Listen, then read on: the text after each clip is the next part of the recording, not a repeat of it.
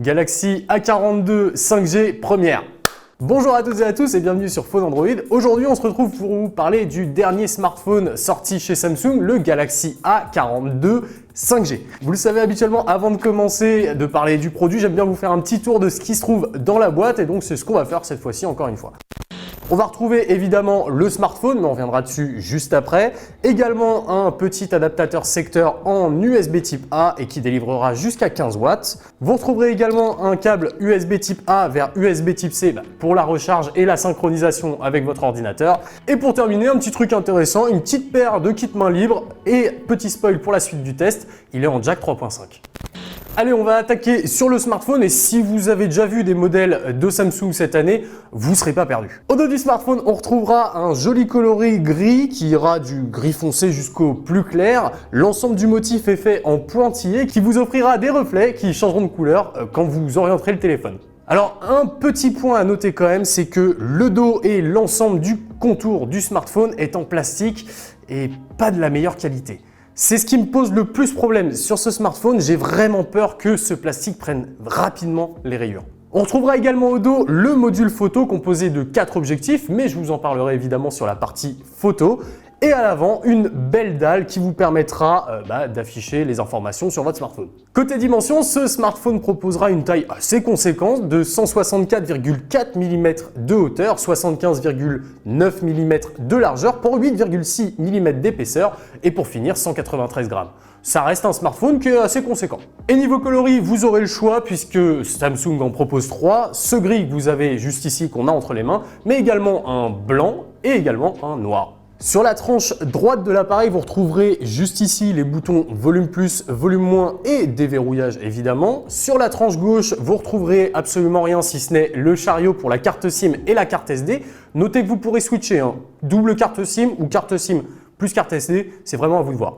Sur le dessous de l'appareil, on retrouvera le port USB type C pour la recharge, un micro et également un haut-parleur. Ce sera un haut-parleur mono malheureusement. Et pour terminer, comme je vous le disais, je vous l'avais spoilé au début de la vidéo, une petite prise jack 3.5 mm.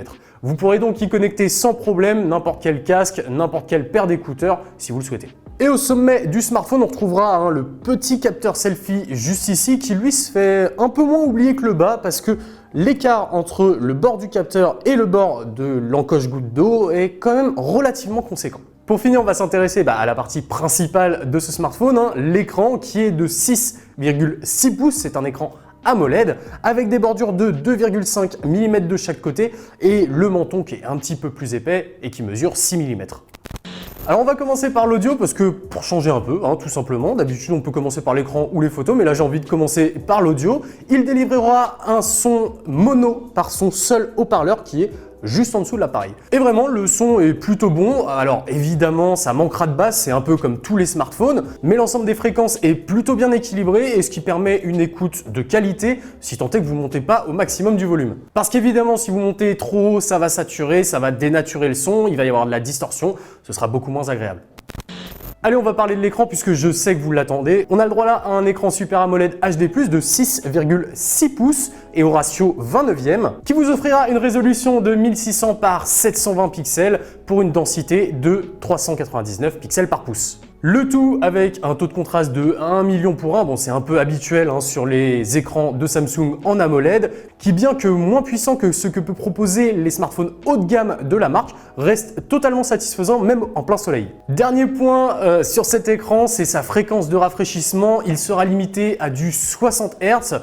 Ça peut être un point négatif pour certains, notamment à ceux qui ont goûté aux 120 Hz, notamment sur le gaming mobile.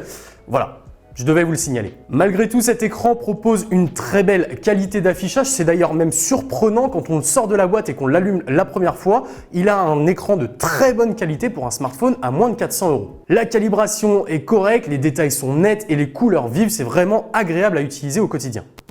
Contrairement à son grand frère, le Galaxy A51 5G, qui est équipé d'un processeur Exynos, produit par Samsung. Samsung a ici choisi d'équiper son nouveau smartphone avec le dernier processeur de chez Qualcomm, le Snapdragon 750 5G. Le tout est épaulé par 4 Go de mémoire vive, ce qui en fait un setup un peu moins puissant, mais donc aussi un peu moins cher que son grand frère, mais pour autant pas moins performant. Ça reste un processeur milieu de gamme, mais comme vous le verrez dans les résultats de benchmark, il s'en sort vraiment pas mal du tout. Le plus concluant reste les résultats de ce smartphone sur Slickshot Extreme de 3D Mark, où il s'en sort en délivrant des performances supérieures à 62% des smartphones sur le marché. Ce qu'il faut déduire de ces résultats de benchmark, c'est tout simplement que le combo Snapdragon 750 5G épaulé par 4 Go de mémoire vive propose des performances légèrement supérieures à ce que peuvent proposer les smartphones à un tarif équivalent sur le marché. Le smartphone est réactif, fluide, ne chauffe pas même sur les jeux les plus gourmands. Genshin Impact par exemple, sur lequel j'ai joué pendant plusieurs heures, n'a pas réussi à faire faiblir le smartphone, même après plus de 3 heures de jeu.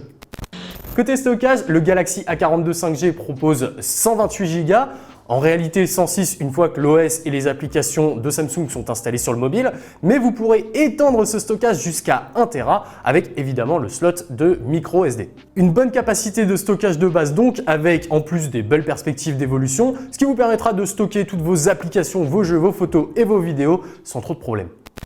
Passons maintenant à la partie photo. Le premier capteur, un capteur principal de 48 millions de pixels ouvrant à f1.8 avec un champ de vision de 80 degrés. Un capteur ultra grand angle de 8 millions de pixels ouvrant lui à f2.2 et offrant un champ de vision de 123 degrés. On aura également un capteur macro et également un capteur portrait, comprenez là un capteur TOF tout simplement, tous deux de 5 millions de pixels et ouvrant à f2.4.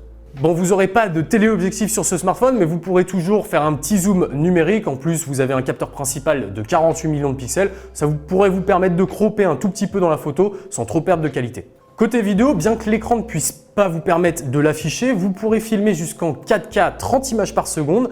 Et si vous voulez faire un peu de slow motion, vous pourrez aller en HD+, jusqu'à 240 images par seconde. Il y a quand même de quoi faire niveau créativité avec ce petit smartphone. Je pense que vous trouverez des utilisations à chacun de ces capteurs. Bon, dans l'ensemble, la qualité des photos est très respectable. Malgré un traitement logiciel un tout petit peu trop présent par moment, ça vous délivrera des clichés nets, précis et avec des couleurs assez vives. Assez vives, vous connaissez un peu Samsung, c'est un peu leur marque de fabrique. Le mode portrait offrira lui aussi de belles performances avec des détourages précis, même si bon, vous connaissez un peu la chanson, toujours au niveau des cheveux et des petits détails, des fois ça a tendance à bugger un peu.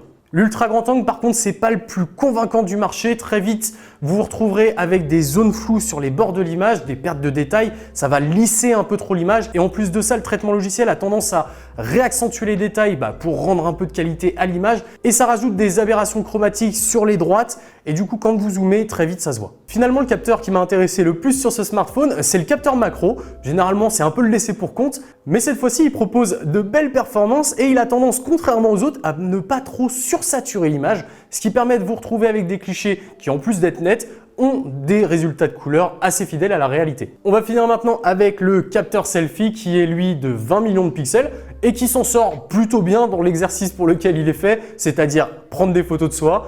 Attention cependant, si vous voulez pas ressembler à je ne sais pas trop quoi, désactivez les filtres de beauté qui vont lisser totalement votre peau. Allez, maintenant on passe au point fort du smartphone, la batterie. Le Galaxy A42 5G est équipé d'une batterie de 5000 mAh qui vous permet, selon la marque, jusqu'à 34 heures de visionnage de vidéos en local et jusqu'à 21 heures d'utilisation sur Internet. Dans les faits, cette batterie s'en sort très bien pour un smartphone à moins de 400 €. Avec une utilisation intensive en jeux vidéo, la batterie a quand même tenu jusqu'à 5 heures. Et en utilisation plus standard, avec des appels, des SMS, des réseaux sociaux, un peu de visionnage de vidéos en VOD ou tout simplement un peu de jeux vidéo mais pas trop non plus, j'ai réussi à faire tenir la batterie 25 heures, ce qui est quand même énorme. Vous pouvez donc, si vous n'avez pas une utilisation trop intensive de ce smartphone, planifier une recharge tous les jours et demi, voire les 2 jours si vous êtes vraiment économe. Côté recharge, Samsung avec son chargeur de 15 watts inclus annonce une recharge rapide qui n'est pas si rapide que ça finalement. Il faudra quasiment 1 heure pour recharger le smartphone à 50% et 2 heures évidemment pour le charger à 100%. C'est un petit détail quand on voit que la batterie permet de tenir jusqu'à 2 jours avec une utilisation économe. 2 heures sur 2 jours, ça va quand même. Le Samsung Galaxy A42 5G prend en charge l'ensemble des fréquences FDD, TDD en sub 6 5G, mais également l'ensemble des bandes de fréquences de la 4G LTE. Vous pourrez également retrouver de la connectivité Bluetooth 5.0, une puce NFC pour le paiement sans contact par exemple. Petit point faible cependant, ce smartphone ne prend pas en charge le Wi-Fi AX ou plus communément appelé Wi-Fi 6. Faudra se limiter à du Wi-Fi 5, c'est un peu dommage étant donné qu'il est compatible 5G, on aurait bien aimé être aussi capable de se connecter sur les dernières normes de Wi-Fi. Bon, Samsung oblige, on se retrouve ici avec une version OS One UI en version 2.5, c'est basé sur Android 10. Bon, s'il y a quelques temps One UI n'était pas le plus agréable à utiliser, ça se simplifie et ça se fluidifie de plus en plus et aujourd'hui c'est vraiment un plaisir au quotidien. C'est simple, c'est clair, c'est précis, on retrouve ce qu'on cherche à l'endroit où on le cherche, donc vraiment c'est un plaisir. Avant de conclure sur ce smartphone, je vais vous parler un petit coup du prix quand même, c'est un peu un point essentiel. Ce Samsung Galaxy A42 5G est proposé au prix de 379 € dans ses trois coloris, que ce soit le gris, le blanc ou le noir, et dans les trois cas en 128 Go. Du coup, avec un prix aussi agressif, ça en fait un des smartphones les moins chers pour commencer à mettre un premier pied dans le monde de la 5G. En plus, avec son Snapdragon 750 5G, il délivre de très belles performances pour un smartphone à ce prix-là. Et l'ensemble tournant sur One UI en version 2.5 est fluide, fonctionnel, donc c'est un vrai plaisir. En plus de ça, il bénéficie d'une excellente autonomie comme vous avez pu le voir, si ce n'est la meilleure que Samsung a pu proposer ces derniers temps sur un smartphone. Son capteur photo, même si c'est pas le meilleur du marché et sur cette gamme de prix, reste très performant et en plus de ça, très complet, ce qui n'entravera pas votre créativité. Personnellement, j'ai trouvé ce smartphone très convaincant à 379 €, il n'a rien à envier à ses concurrents.